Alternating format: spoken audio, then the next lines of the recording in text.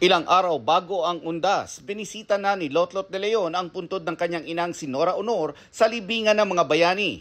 Bukod sa mga bulaklak galing sa mga nagmamahal sa superstar, siniguro ni Lotlot na malinis at maayos ang puntod ng kanyang ina para sa mga iba pang bibisita at magbibigay pugay sa namayapang national artist.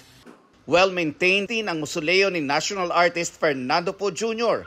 at kanyang kabiyak na si Susan Roses sa Manila North Cemetery ilang araw bago ang undas. Ngayon pa lang ay may mga ilang fans na nagpapapicture sa gate nito. Sa musuleo, may dalawang tarpaulin din na nakapaskil kung saan makikita ang portrait ng mag-asawa. Sa ibaba nito ay may QR codes na kapag in-scan ay maaaring mapanood ang mga video tributes para sa namayapang hari at reyna ng pinilakang tabing. Kayong mga tawang batis! Mapapanood ang ilang bahagi ng mga sikat na pelikula ni The King na napapanood sa FPJ sa GMA.